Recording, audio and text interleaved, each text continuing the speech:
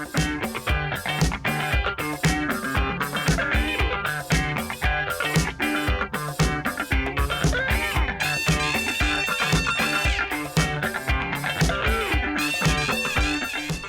to Let Freedom Ring. Before we get into anything, just want to say rest in peace to an icon, a musical legend. Tina Turner passed away yesterday at 83 years old. Man, her legacy on the music industry will live forever. There's just no question about that. But my guest this week, Christopher Ryan. Chris, welcome to the show. Hey Dan, thanks for having me. Yeah, it's good to see you. We go way back. Way back, yeah, to Little League, if not before, yeah. I think... CCD, Charlotte Ave, the Padres, whatever teams we played on before the Padres. Absolutely, yeah.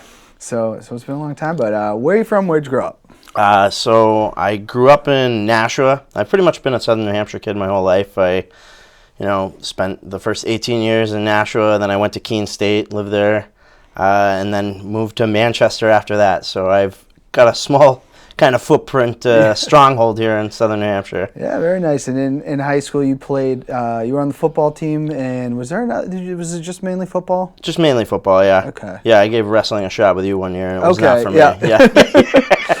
Yeah, awesome. Now, what are three things that everybody should know about you? It's I guess why I'm here. I've been playing rugby. I'm a huge advocate for the sport. I love it. I've been playing for 20 years. And crazy, wow. Yeah, I mean, I can see the light at the end of the tunnel, but I really enjoy it. Other than that, I don't know. I'm pretty much I enjoy my job. I work for a railroad. I like working outside, solving problems on the fly, something different every day. Other than that, I'm just kind of like everyone else. It's, just trying to get through it. Yeah.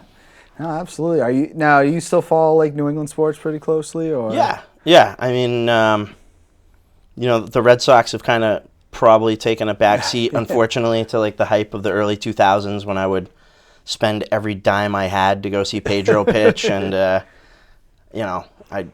was curious the other day to talk about, or if I could find out how much I spent on Red Sox tickets on StubHub, I'd probably could have bought a real nice house with it. It's a little depressing, but yeah, they've kind of slipped. But I still watch them and still pay attention to everything in New England. Yeah, I mean, it wasn't too long ago that they won the World Series. No, it really wasn't.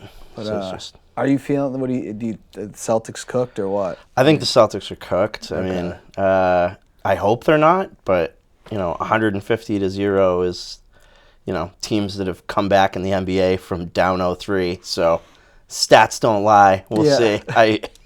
I hope they can turn it around, but Well, I was saying on social media a lot, because we've seen some pretty crazy things as obviously Red Sox fans. When they got blown out in Game 3, I go, this has the feeling of 19-8 back in that October day. Yeah. That we were all like, can't believe the Red Sox did this to us again. Yeah.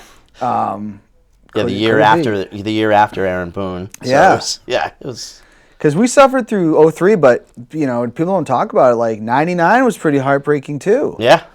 Just could never get past the Yankees, and then it happened. So I don't know. I mean, it's a very different situation because the Red Sox were the underdogs there and they came back, but we'll see what happens. We'll see. Obviously I'm pulling for them, but We'll find out tonight. We'll find out. Yeah. Now, sticking with the theme of the show, this is the big money question. We get a lot of different answers on this, but what does it mean to you to be an American? All right. So I was trying to think about this. I think for me, it means that I'm free to live my life, liberty, the pursuit of happiness, but also being mindful of how mindful and respectful of how many people, countless people and organizations have had to sacrifice to make my life as cushy as it is. So, it's pursuing that happiness, but also being respectful of what's come before. Okay. No, good answer. We get so many different answers on that. I can only imagine, yeah. It means a lot of different things. That's why I hate when, not hate, but like when people think that there's like one way to explain what America means to you and stuff, and there really isn't. No. And I'm glad it's that way. Yeah, it's great that everyone has that flexibility and to interpret it how they see fit. Yeah, absolutely. Now, I want to talk about this. Like we just said, you've been playing rugby for going on, I think this will be your 20th year, you said? Yeah. Which is crazy, because I remember you going, when you first started playing, because I didn't go to college right away. I went to the community college, and I remember you, Joe, Jimmy Barrett, you got Jimmy, and you were at Keene, and Joe was at Plymouth, and I think I went and watched those games. Yeah. And that's before I got involved, and I was like, what the hell is going on here? Yeah. You know what I mean? But how did you start playing rugby? So I was always kind of aware of the sport. Both my parents played in college. My dad played at Siena College in New York, and my mom played at St. Rose, and then she continued to play into women's league. So I was familiar with it, didn't know any of the rules, couldn't really watch it back then, but, I was aware of it. And, when I also didn't go to school right away. I took some time off after high school and then applied to schools, and Keene was the first one to accept me, and I panicked, so I sent them a deposit. Yeah. And they didn't have a football team that I could try and walk onto, even though I wouldn't have made it, but they had a rugby team, and I was like, you know what, I'll give that a shot. And Jimmy Barrett was there before me, so he kind of introduced me around to a lot of the guys. And then my very first game, after playing football for 7 years and never sniffing a touchdown, very first game, I run a kid over at Castleton, have like a 40-meter break, and score a try, and I was hooked for life at that point. Oh, wow. Yeah. That's pretty amazing. It was real easy to get me involved, so. No, that's super awesome. So, was Jimmy kind of your connection, or were you already like, yeah, I'm probably going to do this when I get there? Yeah, I was pretty confident that I was going to do it. But, he was already there, so it was perfect anyways. So he, introduced me to a few of the guys, which is interesting to say the least, because my freshman year at Keene, there's always the old saying, a drinking team with a rugby problem. That's kind of the reputation that Keene had. They were, they'd start fights on the field. They were tough, but not really good. So I'm glad that we managed to turn that around in the time that I was there. So. Yeah, I remember the drink-ups being just at Keene, and probably one of them was Pumpkin Fest. Yeah. Which I remember, when all that stuff happened with the kids, obviously much past our time. We were not around for those riots. We did not vandalize any cars, But I remember thinking, this could happen. Yeah. Even back then. Oh yeah, it was. It was sketchy sometimes, to say the least. I was glad I lived right there, so I had a bedroom I could lock myself into and kind of push some furniture in front of the door. But it was, it was fun, but it was a little. It's just when you have that many people and they're all young people, and when you're young. But I remember just being I think it was one year I went and I was with Joe and I didn't really drink there, and I think I might have been done playing at that point and went to watch. And when I wasn't because the other times I've been there probably very inebriated, but when I was not really, I was like, oh my God, this is crazy. I remember everyone inviting friends from all over. As it was when Plymouth would have a band or a spring weekend or something, a lot of us would go up there, and even without a plan, you wouldn't know where you were staying. You just, hey, flying by the seat of your pants. And I think a lot of that happened with people showing up at Keene. Yeah, and that's what a lot of people said. A lot of people when that I think it was 2014 that happened. Sounds about right. Yeah. A lot of people said it wasn't students of the school, which I probably believe that. I hate to think they trash their own houses. Yeah. Yeah, that wouldn't make much sense. That's a lot of people in one place. I got to ask this because I didn't know this. Yeah, so both your parents played rugby. Is that how they met, or? No, they both worked at a summer camp. Okay. But I think they had mutual friends that connected through the rugby grapevine. Okay. But, yeah. Yeah, I knew your mom played because she's made some posts about it, but I didn't know your dad played. Yeah, he played. At Siena. I think he says he was mostly B-side, but it was a great way to make friends. Yeah. So. Yeah. No. Hey, I mean, it's just what I loved about the sport. I was never really good at it. I played on the wing. I could tackle people, and that was pretty much where it ended. Yeah. They'd be I remember them being we'd be going over plays, and I just didn't know the plays, and. But I got to ask this: what positions have you played? So I've primarily been in the front row. I propped a Keene. My mostly played hooker or prop. Snuck out to the flanker for a little bit, but at Amoskeag, I've been really lucky to play with some great flankers, some international guys, Australians, English dudes. So that gets you right back in where I should be in the front row, mixing it up. So now, how is it like now playing for Amoskeag now? Now we're close to 40, which I don't know how that happened, but apparently it did. What's the age ranges that you like on the guys on the team? So we're finally starting to get younger, which is great. I feel like when I first joined the team, I was 25, maybe 26, and I felt like I was a young guy for like the first 5 years. And I was like, this is probably not a great way to sustain a club when the young guys continue to get older year by year. But we finally started recruiting some like St. A's kids practice with us, and so I think I'm the oldest or second oldest like active player still. Old boys you can start playing at 35, so I'll play some of those games too. But as far as like the A side, it's probably from 20 to 38. Oh wow. Yeah. So, well, I guess LeBron's still playing, right? So yeah. I definitely should compare myself athletically to LeBron James. I gotta ask this. So you graduate from Keene, 07, 08? 08, yeah. 08, okay, that's when I graduated from Plymouth. Mm-hmm. Now, what's the transition like? Did you just decide, like, that's definitely what I'm going to do, I'm going to go play for Amoskeag after, or? Well, I wasn't actually sure. I took a job with the railroad. I had worked for them in the past, like summer swinging a hammer. They offered me a job doing equipment operation, and, it was by far the best job offer I had coming out of school. So I was like, yeah, I have debt, I'll take it.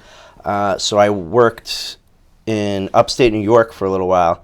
So that was tough, like making practices, but there were some teams out in Western Mass and Monadnock, which is the men's team out of Keene. They, were always hard up for numbers. They'd tell me, if you can show up Saturday, you'll play. So I didn't practice for like those first couple years because I was living 3 hours away.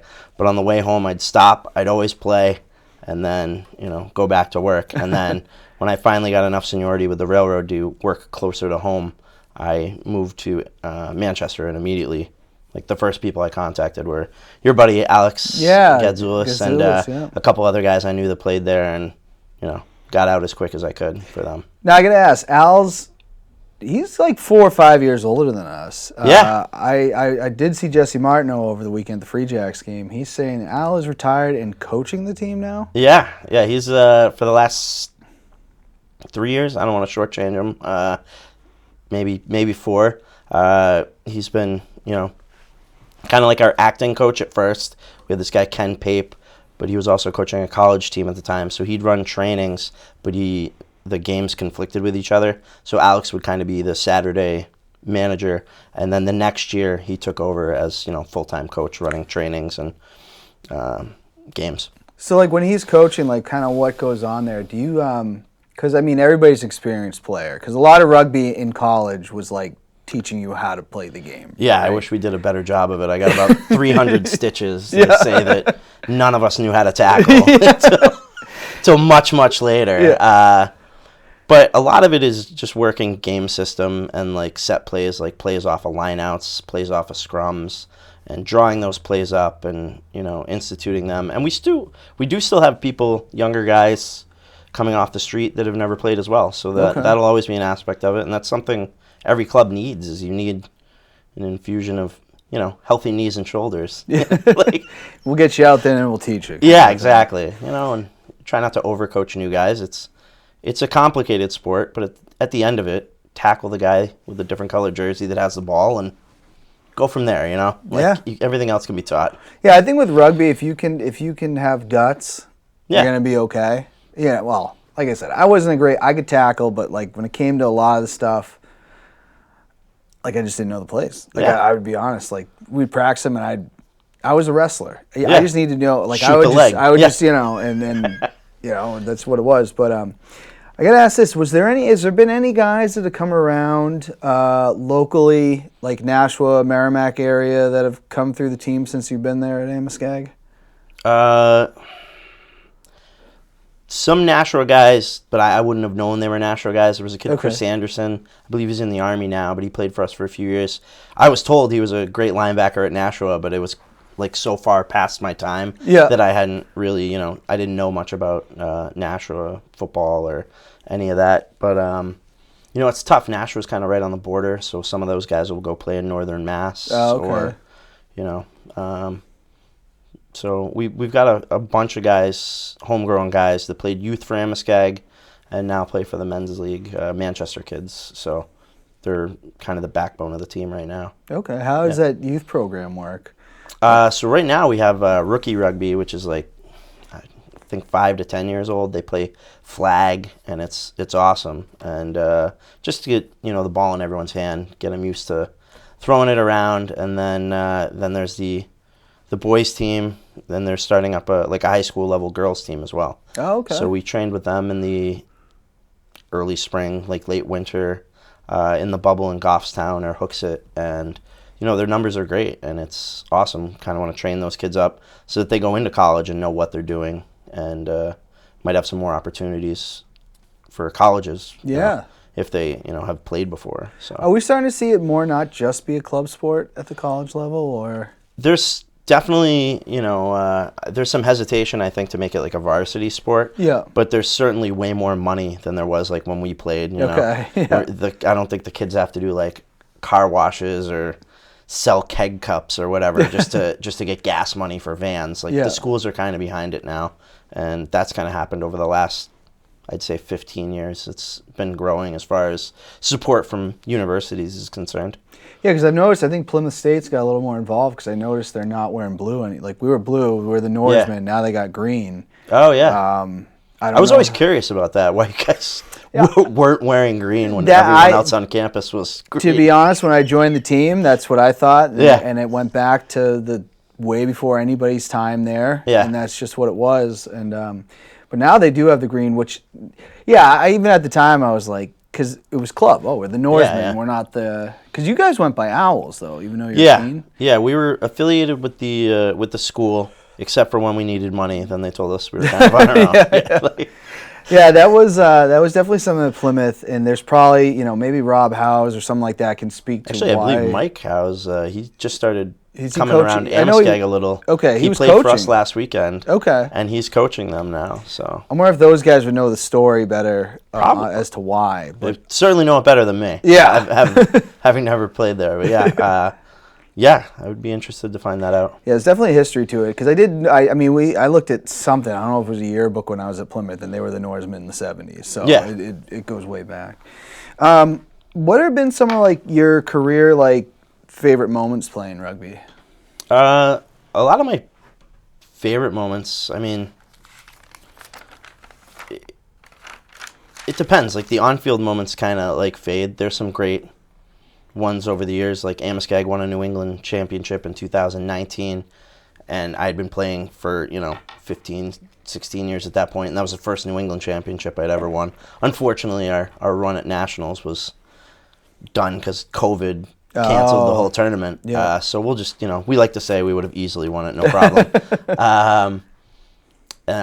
Beating Harvard when we were at Keene was a pretty big big moment. We knocked them off in a playoff game.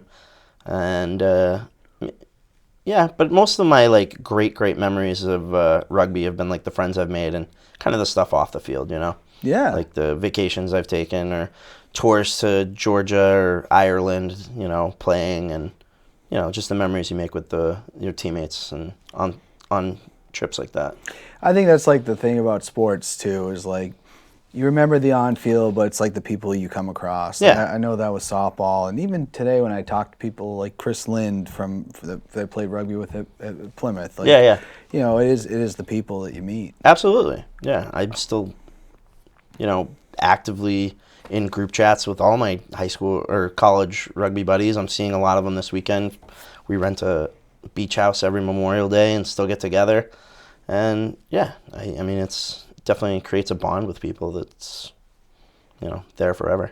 Absolutely. I do want to touch, because I was actually talking to Bozo, as we call him. Okay. Bozo. He's got a question for you, but I want to take you back to, I think it was the fall of 06. Okay. A very controversial thing that happened with little Joe Shatanoff. Oh, yeah. And I saw Joe at Portland, Maine about 4 weeks ago. Oh, really? First time I'd seen him in probably 7 years, maybe even longer. Yeah, I saw him at the alumni game in 2018. I was his best man at his wedding, his first wedding. Oh, okay. I was about And to then say which one, so we're gonna pretend like that never. I was gonna let that slide, but you brought it up. Yeah, maybe we shouldn't bring that up. But yeah, I was very close with Joe for a long time. But obviously, life happens, and they go in different directions. But I want to talk about this though. It was fall of 06. I'm trying to remember. I think I might have actually been in the game because I would like sometimes be a starter, sometimes wouldn't. And Joe, to what we understand, accidentally kicked you in the head and sent you to the hospital. Not what happened. Okay. So I got knocked out clean. So this is what I've put together over the years. I don't recall this at all. So there was a maul inside of the 5-meter line. Plymouth attacking. We're on defense. My friend and teammate Dan Ruin, Chops, is trying to rip the ball out from the Plymouth guy. His hand slips off. He comes back with his elbow and catches me right above the eye, knocks me unconscious. I think what Joe was carded for was there was a whistle to whistle the play dead, and he kept trying to maul forward while I was on the ground. Okay. And I think that's a mistake because it should have played on until there was a natural conclusion anyways. Yeah. So I was unconscious. I took about 20 stitches in the eyebrow. Yes, I remember that. But it was my own teammate that did it to me. I didn't find that out until probably like a few weeks later.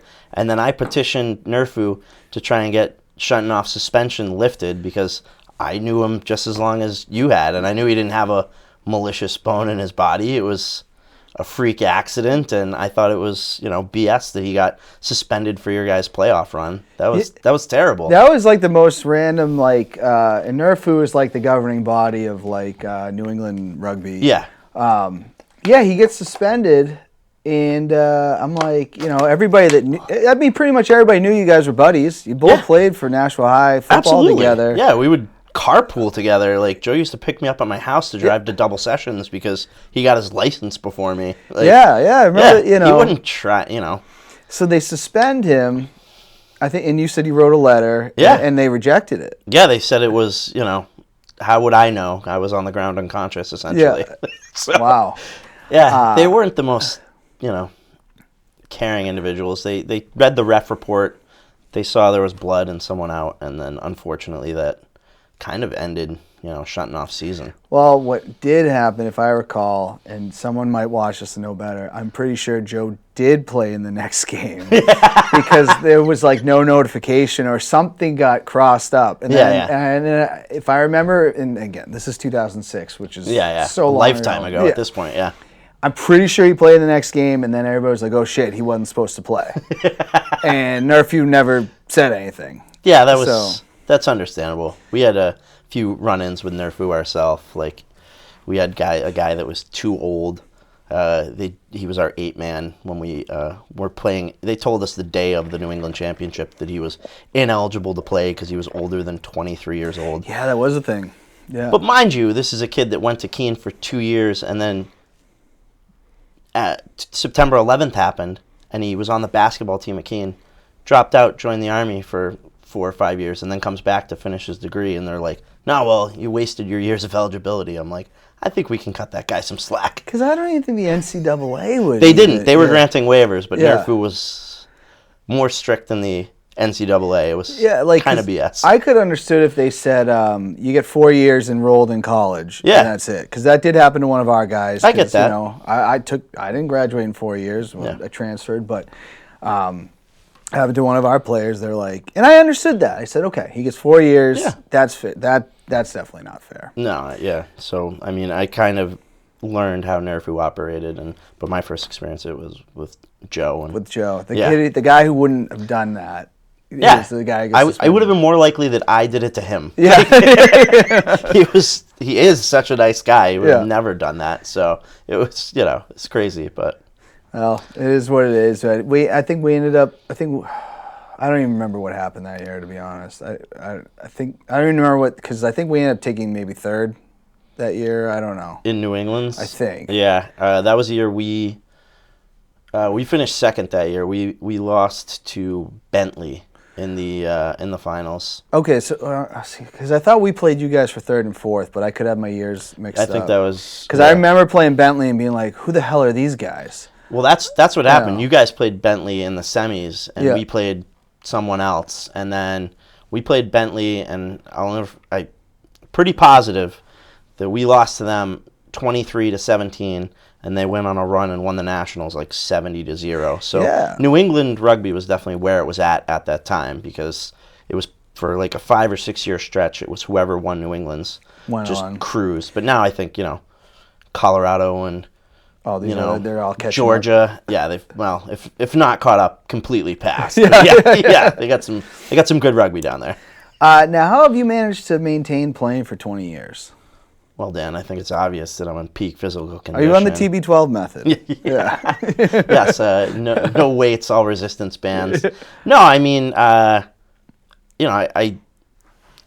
every workout that I've done probably for the last 20 years, and obviously I don't do as much now as I did, was all rugby centric. I got really into CrossFit for a while, but everything was just to be better at rugby. Every run I did was so that I could, in my head, I could make rucks in the 80th minute. And a lot of it too was just luck. I have, never torn an ACL or anything like that. I have friends that have all done that, and I've had some bad injuries, but nothing catastrophic. Separated shoulder, but never completely blown it out. Broken orbital, but it was the last game of the season, so I had the whole winter to heal up. Stuff like that. So a lot of it's just luck and playing with really good guys. Like for the last 7 years, I've had a kind of a security blanket. I've played hooker, and I have these guys Evan DePhillips and Jesse DeTulio, who were like all-world props on either side of me. So they would kind of just protect me, and also if there was any dirty play, it'd be directed at those guys because they were bigger and better than me. So like guys would try and take them out, and I'd just be able to kind of sneak around them and do my thing. No, that's awesome. Well, I got to ask this, though, because you said, you've avoided injuries, other people have. Because I've had this debate. I do think, because everybody thinks rugby, they just automatically think of the violence of it and everything, but I do think it's a safer game than football for the sure fact you're not ever going to be that defenseless, Yeah. Going for a pass and never, you're always going on. And I know that obviously it can be a dangerous game, but I feel like it's the idea of it is safer than an actual football game. But how many people do you know that have been like concussed playing soccer, or torn their knee up on a bicycle ride or something? Obviously there's a risk of injury in every sport, but I can't exactly speak to college, because college for me was a very violent sport with a lot of high tackles, with people that didn't know how to tackle. Like, Yeah. I zippered up faces with all the stitches I had, but I noticed the higher levels I got to, the better the tackling was, and the better the game was, and you'd be sore the next day, but it wasn't like as violent. There were more collisions than car accidents. The tackles were good form and they were good wrapping, and that's why I'm glad that a lot of teams, especially in the area, Nashua, Dover, Manchester, Keene, they've all started like that rookie rugby program with like younger kids, so that hopefully that mitigates the injuries even later in life, because everyone will know what to do and how to tackle, and that's where people get hurt the most. Yeah, I mean, like you do get thrown out. I mean, I played, my first year playing rugby. All of a sudden, game 2 or 3, it's like you're in the starting lineup, and I'm like, I don't even know what I'm doing yet. What the rules are, yeah. I'm gonna spend half this game off sides, and like, I don't know what to do. I'll tell you what, I was terrified the whole game, because I didn't wear contacts yet, couldn't wear my glasses on the field. Oh yeah. I wear contacts because of rugby, because I was like, I can't see. Yeah. And I remember they're like, you're playing, and I'm like, this isn't practice now, it's a real game, and I can't see. Yeah. I was scared the whole game, just like, what do I do? And then I ran into Tommy at one point, and he's like, what are you doing? I'm like, I didn't even see you. You know what I mean? Some pretty hefty contacts, dude, if you didn't see that kid. Yeah, and it was raining. It was scary. And then I said, all right, I got to get contacts. We're going to do that. Oh, that's great. All right, you have a bunch of fan questions, so I want to get into these. First from Diamond Dave McVie from the Jacks Rangers show wants to know, ask him if he's found someone willing to try and take his spot on Amiskag, or he will play for another 20. Well, I don't see myself playing for another 20. Over the pandemic, I got really back into golf, so I've already established my old man sport that'll, allow me to wake up and not be as sore. But also at the same time, I've said this for 7-8 years now. If, a guy shows up and he's better than me, I'm not going to hurt the team by pridefully staying in there. But I'm also not going to lay down for somebody just because they want to play, Yeah. Someone would have to come and take my spot. And I was telling my friend Evan a story about it. When I first joined the team, there was a guy playing 10 for us at practice, and he was a great player, but he was older, and I was like, who the hell is this old guy? Get him off my field. And that guy was 2 years younger than I am now. So, so yeah, that's a shot to the heart where I'm like, oh, great. I feel super old now. Yeah. But I was chasing Bubba off the field because I'm like, he's too old for what we're running. Yeah. And now I'm older than that. So I realized that, the light is at the end of the tunnel, like I've said. But, someone's still got to come and take it is my kind of attitude. But I'll always be there for the club. I love will you coach, you love think, the if you- sport. I don't know. Maybe I probably wouldn't, coach Amiskag. I'm too connected with the team. Sometimes it's hard to have that relationship where people, know me as a player and then try and take me more seriously as a coach. But I would love to coach college or maybe even get into refereeing. I know New England really hurts for some good refs, and I think I could do a good job at that. But we'll see. Maybe try the MLR. They could use a few too. So I've heard, yeah. Paul Godbout the second, he just said awesome. Now we're getting into the Plymouth State, Keene State rivalry here because we have a question from Mike Patassi, former Plymouth State player. Yeah. And Mike, I will try to make the alumni game. I had a baby shower golfing that day, so because he was giving me nice. That's how all baby showers should be. Well, the guys went golfing. Oh yeah, that's even better. I think I would go to more if that was the case. Yeah, it was great. But ask him how many times Tommy, Rob, and I scored on them. Oh, I don't know, but I do respect Mike Patassi because he grew up with a good friend of mine, Sean McNeil, very much like you and I, and Joe, Leah, and Shuntoff. We all kind of grew up. They played together. I believe they went to the same high school. Greenwich, I think. Yeah. Or Bethel, Connecticut, or something. But what I respect about Mike is that all 6 years he was an undergraduate, he beat Keene. So congratulations, Mike. I think that doctorate program that you worked there at Plymouth was super worth it, and you had a real nice stretch there of going 6-0 over your illustrious 6 years of undergrad. So congrats. I respect him a lot. The feud continues. The feud continues. I will say, Mike, he because he played in high school, like him and Rob, and Dan Jones.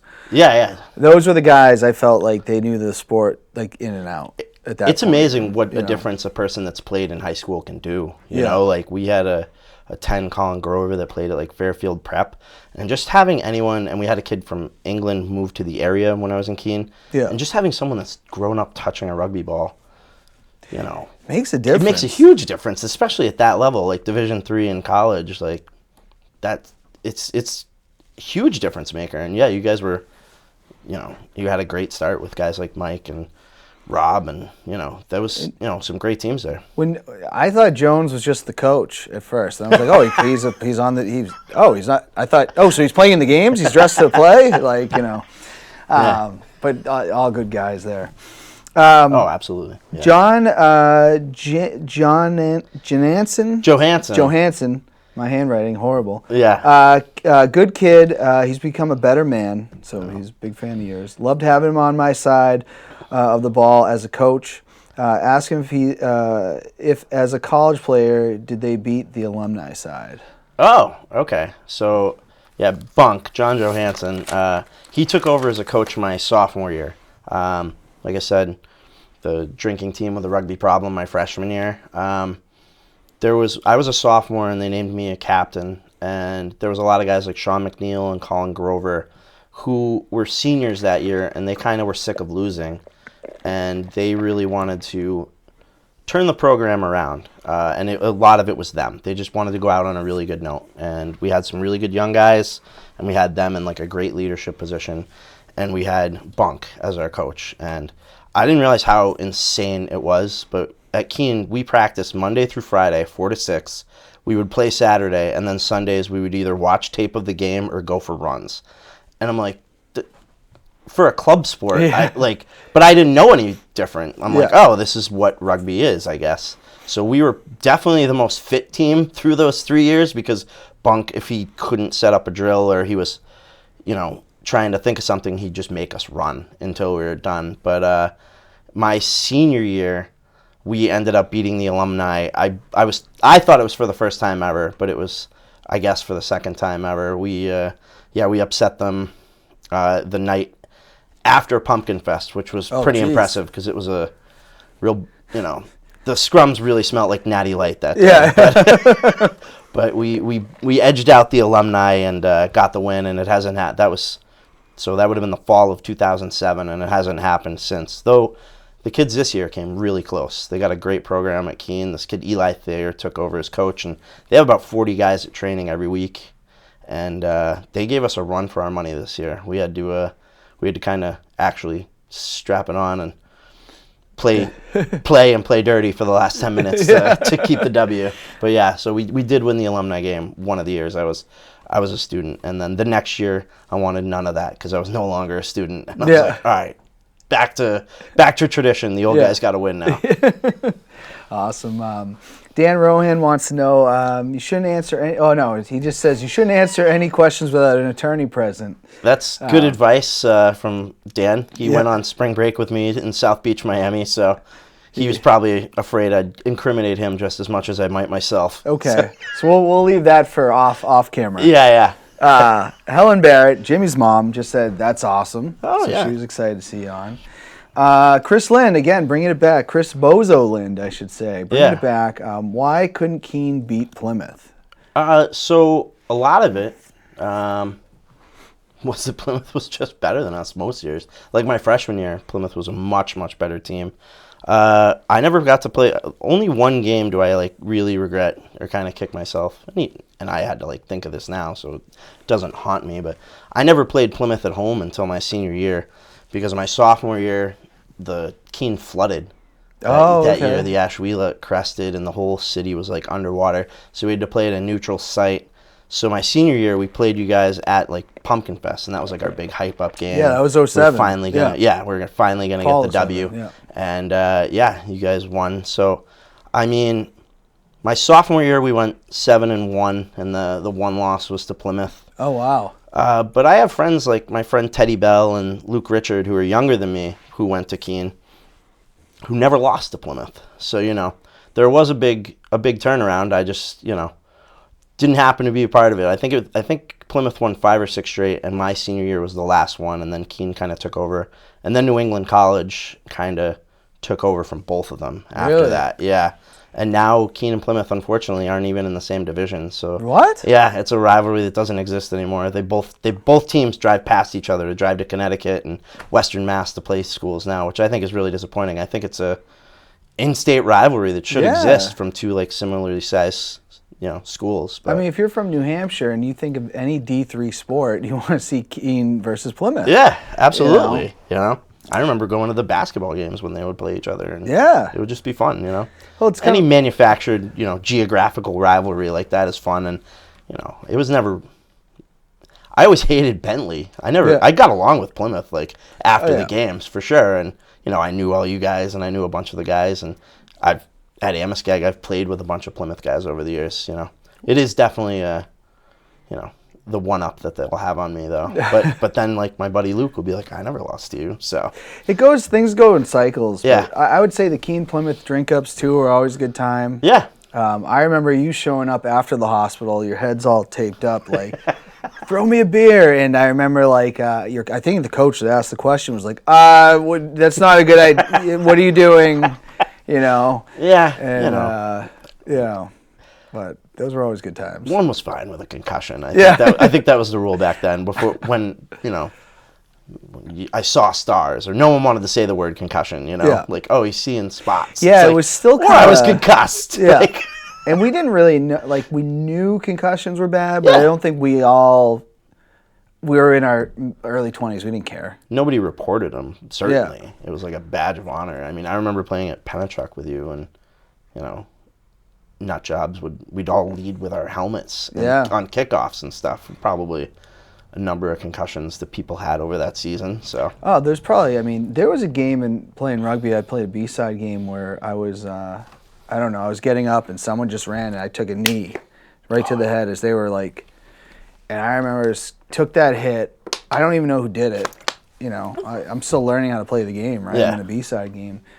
And the rest of the game it just felt like a dream. yeah, I was like, this is, and I probably had something.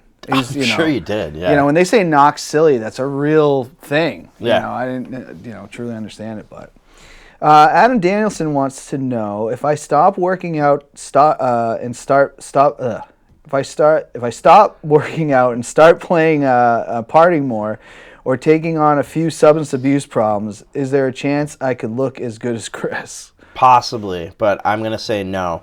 And Adam's on a real fitness journey now that we're all paying too much attention to, because he apparently needs to post gym selfies. Yeah. And maybe the reason I'm just not as fit as you right now, Adam, is because I haven't come up with the right hashtag, which is apparently what you need to get into shape in 2023. Yeah. The ultimate motivator, dad bod summer or whatever. Now, is he a former player? Or? Yeah. I played with him at Keene. He's a great guy. He grew up, I believe he went to West High. He lives in Connecticut now, but he's a Manchester kid. Bedford kid. And great guy though. All right, awesome. Awesome. We do want to say we do take substance abuse problems pretty serious on the show. Understandable. So, Yeah. I saw the questions and I will let it slide today, but that's Yeah. all right. But thanks for the question, Adam. I want to get some top fives from you. Top 5 rugby players from Keene. Could be when you were there or past. I'll do when I was there because, I don't want to shortchange people. There's been some great ones over the years, obviously, but I don't know all of them. So the ones that I played with were probably Patassi's buddy, Sean McNeil. He was an outside center that played for Connecticut Yankees, I think. Okay. That's wrong. It's some team in Connecticut, but he played for a long time after. Incredible, hard-nosed running player. He'd, step on somebody and keep going. Probably this kid, James Cunningham. And we were real creative with nicknames. He went to Curry for a year, and then he transferred, so we called him Curry. It's still what we call him. Yeah. Heaven forbid, we actually sit down and think of something. But he was a prop that came on my junior year and then took over for me as the forwards captain. Great player, great guy. He went on to captain Providence Rugby for a long time after that. Okay. Kevin Spalding, this kid that I was roommates with, was a great player. We would butt heads all the time, but, it couldn't really be denied. Just some guys are just good. Yeah. He kind of had like a soccer player's build, but he was ruthless. And this guy, Andy Plua, the British kid. Oh, okay. He was a flanker at home, but he moved here and we saw him passing the ball and we're like, absolutely not. We put him in the back line immediately. We're like, anyone that knows how to pass like that is not getting wasted at the flanker. We'll put some hockey player or somebody there that just knows how to tackle. And then the 5 spot is probably at Keene. We had like a long tradition of fullbacks that were just awesome. They would like always save tackles. They would lead the team in tackles. They were great kicking. And it started with this kid, Ben Pierce, who went and played in Fiji for a little bit abroad and then came back. And then we had guys like Steve Head and Parker Haynes and this kid Vineyard. And just like year after year, we had like the best, in my opinion, the best fullback in the league. So for that 5 spot, I'd say just the fullback at Keene was always good, no matter what. I mean, they were smaller guys and they just cut you right at the legs. They were the best open field tacklers ever. And it was great to have them on our team. Nice. All right. I got to ask this. I think you're a movie guy like me. Yeah. What are some of your top 5 movies? Ooh, so like my top 2 kind of have an odd theme, and I don't know why. Apparently, I'm really into Prison Escape because my favorite movie of all time is The Great Escape. Okay. Like Steve McQueen and Richard Attenborough, and phenomenal movie. I watched it when I was like 10, and I was just hooked. And Shawshank Redemption is right up there too. So I don't know. Yeah. What it is about me that I, really root for the prisoners to get out of there. But I love it. And then, I don't know, other movies or, that I probably would never shut off. Movies like Goodfellas or Heat, I think, is probably one of the better movies of like my lifetime. And then a 5 spot, it's too wide open. Anything, I couldn't even say. Yeah, Goodfellas is my number 2 because I did rank my 100. Oh, did you? On not in the studio, but on live stream. What was number 1? It's a Wonderful Life. Okay. That is definitely. I know I'm not the biggest Christmas person, but that is the tradition every year for me to watch that movie. It's very different than the Ryan household. Our tradition for years is we watch Die Hard on Christmas. Okay, so you're in the camp. It's a Christmas movie. Just kind of to be a contrarian. Yeah. I don't really think it's a Christmas movie, but I'll die on that hill and be like, yeah, of course it's a Christmas movie. It takes place on Christmas. So, yeah, I mean, it kind of started as a joke, and now, I think stocking stuffers, me and all my brothers and my dad probably have about 4 or 5 copies of the DVD or Blu-ray kicking around. They were as good as coasters at our house. There were so many of them. So. Now, do you have a top 5 musical artists? I really don't. Like, it would be tough for me to say. I don't remember the last time I went to a concert, which is kind of embarrassing to say. But I listen to the radio. I like what's on. But for me to rank it would be like, one day it could be, this band or this rap artist, and then the next, my opinion would completely change. It really depends on mood, I guess. Yeah, I mean, I'm not big into like anything that's really going on now. Yeah. Listen to the radio, and I do like the radio. I got more into country, but I don't know any of the artists. I just listen on the radio. That's my thing. I drive a lot for work, so I'll have the radio on, and I'm like, oh, that's a good song, and I'll just have to wait to hear it again because I don't know who sang it or anything. Yeah, I think I'm still stuck in like 80s, 90s, and early 2000s. What's wrong with that? It was a good era. I'm going to the Janet Jackson concert on Friday where everybody's trying to get to Taylor Swift. I'm like, I have no interest in seeing Taylor Swift ever, but Janet's here, Yeah, by all accounts, I didn't realize she was in town until like Thursday, and apparently everyone I know, according to social media, was there, so they seem to like it. Taylor Swift's a big deal. If you can sell out Gillette a couple days in a row, that's no small ticket. Her popularity grew over the years. I mean, I remember when Kanye took a shot at her at the music video VMAs. award, I remember that. And her career has just gone off since then. Like it's crazy. Yeah. All right, I want to get into this segment of the show, which is buy or sell. I'm going to give you something. You're going to tell me, are you buying it, are you selling it, and why? Okay, all right. First one, Major League Rugby. Buying, absolutely. I haven't been to as many games as I would like, but I watch a lot of the games at home. If I can't watch them, I'll try and record them. Amoskeag sent like a convoy of about 10 to 12 guys down this past Sunday when they kicked the heck out of NOLA. That was awesome. Another beatdown. So, I'm absolutely buying. I love the idea. I love getting the greatest players around for people to watch. It's tough, and having, commentary and, people like you promoting the sport. It's so people can learn about it. If they show up at an Amoskeag game, they might not know what they're watching, but if you can actually get a great seat in a stadium and watch the game from above and see plays kind of develop like that, absolutely. I think it's a great way to grow the sport. Yeah, not a bad seat in the house at Veterans Absolutely Memorial. Not, yeah. And I want to see the league continue to grow. I mean, it's been awesome watching, goes to my next one. Would you buy or sell, if you see enough of the Free Jacks games, to maybe say buy or sell them winning the East this year? I think they should win the East. I haven't watched any of the West, so the West is a lot better. Yeah. I mean, I could. Yeah. So I'd buy that. I mean, like what's New York's kind of in a little bit of a lull right now. Yeah, everybody else has a losing record right now. I mean, they're steamrolling. Yeah, I mean, which is great to see. I mean, they put 80 points on Toronto. They're playing them again this weekend. They just dropped 50 on New Orleans. Yeah. It was close the last time they played Rugby New York, which they haunted us last year. So I'm always nervous about playing them. They beat DC handedly. I mean, they're beating these, I would say if they don't win the East, and I've said this a lot, I told Fitzy there, the guy from the radio station, I said, if they don't win the East, that's like the Bruins being out in the first round. Yeah, that was... that was...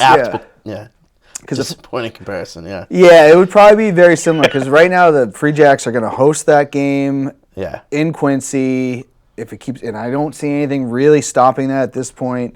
So, and they just got Bodine Waka back. Yeah, I saw the video of. I was watching the NOLA game. They put up the video at halftime of a couple of you guys greeting him at the airport. Yeah, so that was an awesome experience. That's cool. Love the Jacks Rangers show. Phil Harris, all those guys are just awesome guys, and I'm glad to be a part of that. Absolutely, yeah, that's great. All right, here's what I really want to know. Because I have not probably talked football with you in 20 years. Yeah. We got a different quarterback on our roster now. Mac Jones, buy or sell? Oh, wow. Buy. Okay. The optimist in me, I guess. We'll see. I think he got a raw deal last year with Matt Patricia as a coordinator.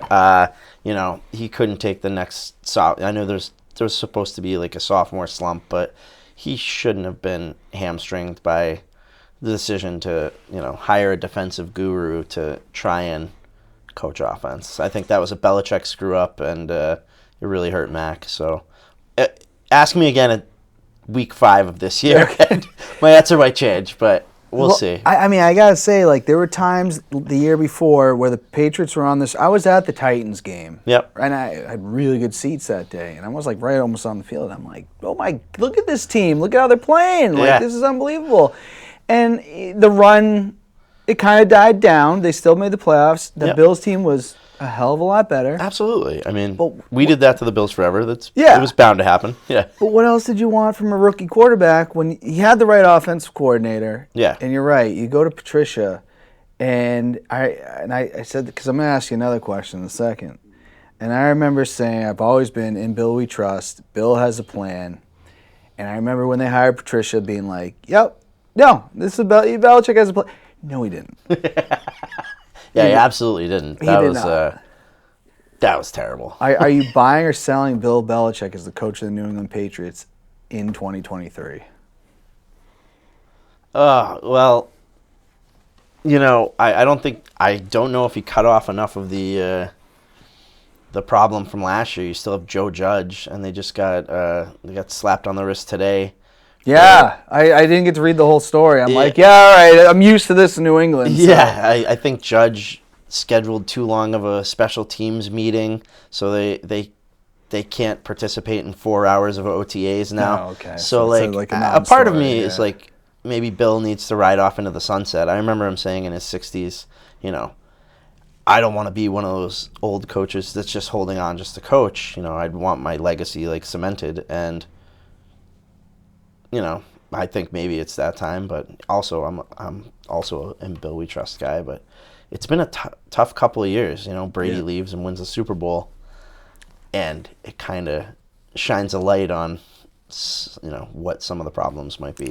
But and it's one of those things, like the COVID year when we got Cam, I just this is my team. I'm just going to embrace whoever absolutely. it is. I had no problem with that. We had more people. Year. We had more people sitting out than anybody for COVID. So it was all right. And then we go to the next season, and I go, okay, we're still not going to be. I knew we weren't winning the division with a rookie quarterback. Yeah, I was like, they're going to do pretty. So, I was back on the Bill train. I was like, okay, they got blown out by the Bills, but I was like, this team did good enough for me as a fan. They made the playoffs, and screw what all the other haters say because they're just trying to get under our skin. I was pretty happy with the season. Yeah. And then we went to this one, and I went, okay, I thought we were going to go upwards, and we went downwards. Yeah, it was a real big step back. So we're hoping. Yeah, fingers crossed. Optimistic. But the way I look at it, we were so spoiled for so long that. Oh, absolutely. We could be bottom of the league for the next 20 years, we really don't have a case to pitch about it. And It's whatever. It's what it is, you know. Buy or sell the return of Bodine Waka to New England. Buy. I don't see how you couldn't. Yeah. Yeah. Absolutely. Yeah. I mean, Justin agrees. Yeah. Yeah, absolutely, man. So.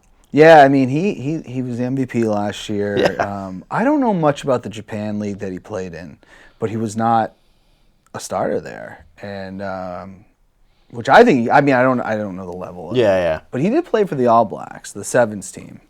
So I mean, this guy.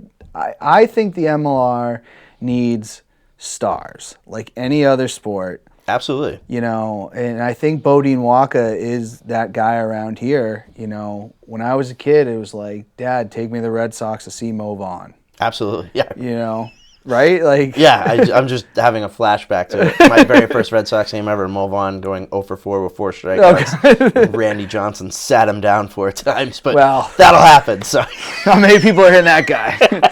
But yeah, you take your son. My son wants to see Bodine Waka. That's what I'd like to see in the league. Yeah, absolutely. You're right. They do need faces of the league, and every team needs that. So yeah, I think it can only help. So hopefully that keeps growing. And last, buy or sell Al Gadzoulis. Oh, buy all day. Yeah, we might not have got off on the best foot. First time I ever met Alex Gadzoulis was at this tournament called the Can-Am Rugby Tournament. I go to it every year. It's my favorite weekend of the summer. It's up in Lake Placid in Saranac Lake, New York. And I ran into him and a couple people downtown. And I was like, hey, I'm moving to Manchester. I'm really interested in joining the team. And I go, so I'm talking to him. And it came up that I wanted to switch to hooker. I had been propping with this other team. And he says, he goes, well, I'm the starting hooker. And I said, not anymore, you're not. So I kind of put my foot in my mouth. But Alex and I have been tight ever since then. He laughed it off, and he was like, well, you got to come and take it. And that's kind of the attitude I have now about someone coming to Amherst. Yeah. Absolutely. So it was we've hit it off since then. He's a great dude. He really is. And I wish I'd like to get down there. I want to see you play and him coaching. I think that'd be awesome. It's fun. It's a great take. So yeah, I hope you can show up. But Chris, this has been awesome. Thank you for coming on. Absolutely, man. Thanks for having me. Yeah, no, it's been a blast. So talking my two favorite things, rugby and me. So, yeah. But everybody out there, have a great week. Keep your heads up. Until next time, let freedom ring.